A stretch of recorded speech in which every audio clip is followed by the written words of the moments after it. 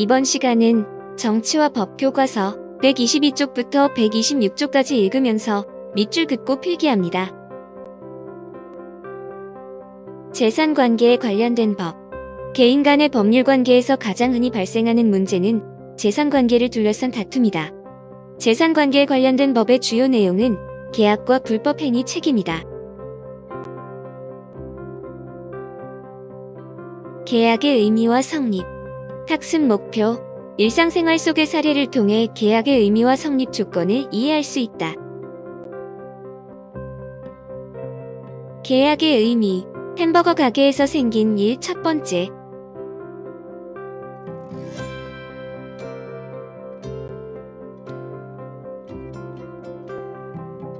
개인의 재산관계는 계약을 통해 형성되고 변화된다. 계약이라고 하면 거창한 법률 행위라고 생각하기 쉽다. 그러나 요금을 치르고 버스에 타는 일, 돈을 내고 식당에서 음식을 먹는 일, 문구점에서 학용품을 사는 일 등은 모두 법적으로 보자면 계약을 통해 이루어지는 행위들이라고 할 수 있다.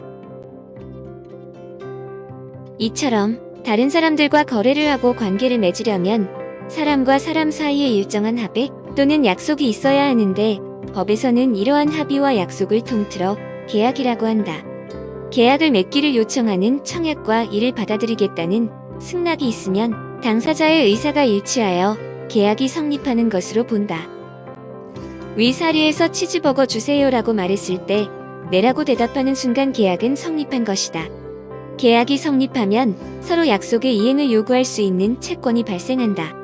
즉, 손님은 치즈버거를 달라고 요구할 수 있고 주인은 치즈버거의 가격에 해당하는 돈을 요구할 수 있다. 사례에서 물건만 받고 그냥 나가려고 하는 손님에 대해 주인이 돈을 달라고 요구한 것은 채권을 행사한 것으로 볼 수 있다.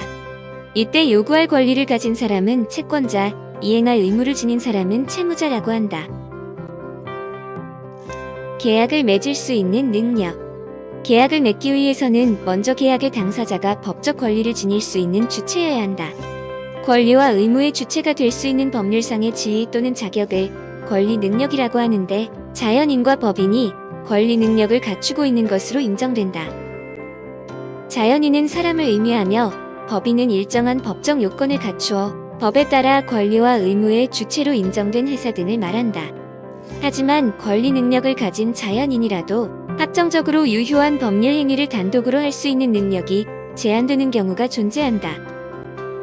예를 들어 미성년자는 법률 행위를 할 때 원칙적으로 법정 대리인의 동의가 있어야 한다. 또한 성인이라 할지라도 질병, 장애, 노령 등의 이유로 사무를 처리할 능력이 부족할 경우 법원의 판단에 따라 후견인의 도움을 받아야만 법률 행위를 할 수 있도록 행위 능력이 제한될 수 있다. 이렇게 행위 능력이 부족하거나 제한적으로 인정되는 사람들을 제한 능력자라고 한다. 법정 대리인, 법률의 규정에 따라 당사자의 행위를 대리할 권한을 지니는 사람을 말한다. 예를 들어 미성년자의 경우는 부모가 법정 대리인의 역할을 할 수 있다. 권리 능력. 고양이는 권리의 주체가 될 수 없어 유산을 상속받을 수 없다.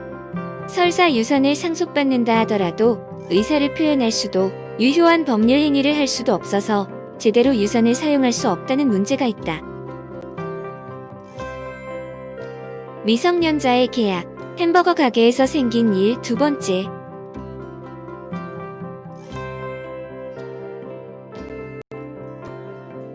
우리나라 민법에서는 19세 미만의 미성년자를 제한 능력자로 보고 법률 행위를 할 때 법정 대리인의 동의를 얻도록 하고 있다. 이는 판단이 미숙한 미성년자를 보호하기 위한 것으로 미성년자가 의무나 책임을 지는 법률 행위를 할 때에는 반드시 법정 대리인의 동의가 필요하다. 햄버거를 사는 일은 일상생활에 필요한 소비 행위로서 법정 대리인이 처분을 허락한 용도의 범위 내에서 이루어지는 일이므로 청소년이 스스로 결정하여 거래할 수 있다. 하지만 아르바이트하는 것은 노동의 제공이라는 의무를 부담하는 일이므로 법에 정해진 요건을 갖추어서 근로계약을 체결해야 한다. 법정 대리인의 동의를 얻지 않은 계약은 미성년자 본인이나 법정 대리인이 취소할 수 있다. 미성년자의 계약은 법으로 특별한 보호를 받는다. 그러므로 단독으로 한 법률 행위는 본인 또는 법정 대리인이 취소할 수 있다. 하지만 미성년자를 보호하는 이러한 제도는 거래 상대방에게 피해를 줄 수 있다.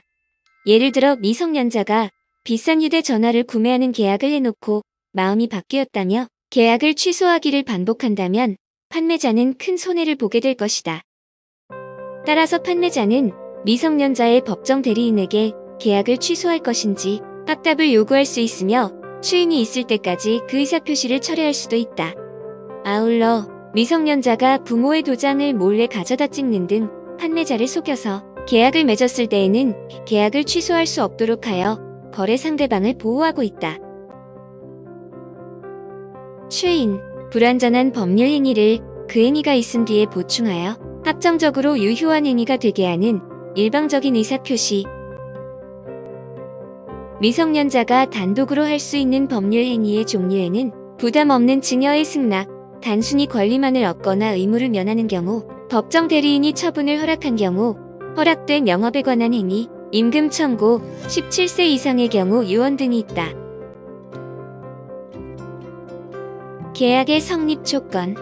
햄버거 가게에서 생긴 일 세 번째.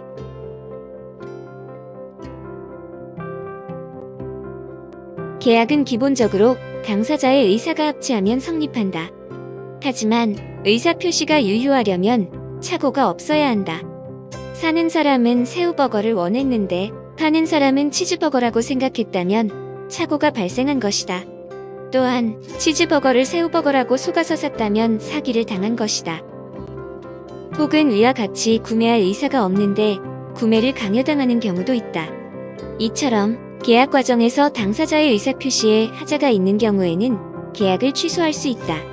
개인들의 자유로운 의사에 따라 맺어진 계약이라 하더라도 모든 계약이 사회적으로 인정되는 것은 아니다. 계약 내용이 지나치게 사리에 어긋나거나 반사회적이라면 그 계약은 무효가 될 수 있다. 예를 들어 돈을 받고 신체 일부를 판매한다거나 다른 사람의 노예가 되기로 하는 등의 계약은 아무리 개인의 자유의사에 따른 것이라 하더라도 사회적으로 인정되기 어렵다. 따라서 이러한 때는 법적 효력이 처음부터 발생하지 않는다.